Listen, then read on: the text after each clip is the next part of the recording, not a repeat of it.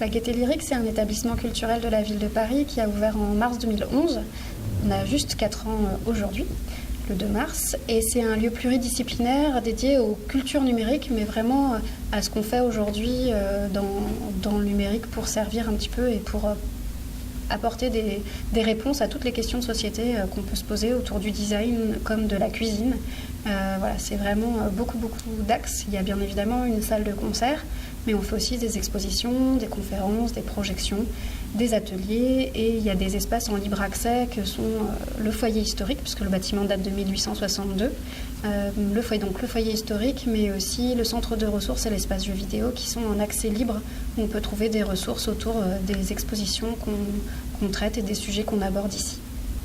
Moi, je suis chargée des relations au public. Je m'occupe d'accueillir et de faire venir des scolaires, des associations, des étudiants, des entreprises sur notre programmation et de monter des projets aussi avec les établissements scolaires comme des résidences d'artistes au collège ou ce qu'on appelle des classes à PAC, des classes à projets artistiques et culturels. Et je fais aussi tout ce qui traite de la médiation à la Gaîté. Donc j'accueille les groupes et je les accompagne dans les visites d'exposition.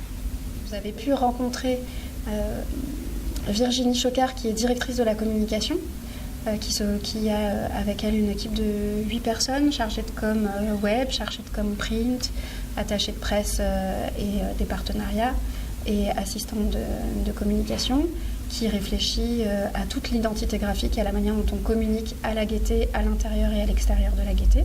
Vous avez pu rencontrer Juliette Donadieu, qui est directrice de production à la Gaîté, qui est arrivée en novembre 2012, qui s'occupe d'organiser en termes de planning et de budget tout ce qui se passe dans la Gaîté Lyrique. Et vous avez enfin rencontré Catherine Dichoulot, qui est responsable du centre de ressources, qui est là depuis longtemps aussi à la Gaîté, puisqu'elle a travaillé aussi à la préfiguration, qui s'occupe de son espace, qui est le premier étage de la Gaîté, donc le centre de ressources, avec toutes ses activités, ses acquisitions, ses ateliers, et toutes les connexions qu'on peut y faire avec la programmation de la Gaîté.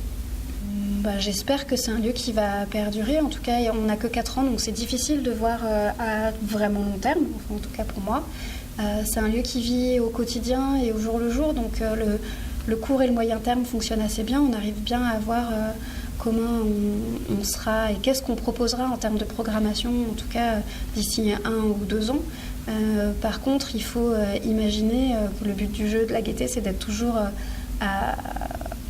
à l'écoute de son temps et de la société qu'on traverse et dans laquelle on vit. Donc j'espère que la Gaîté sera toujours sur ce registre-là.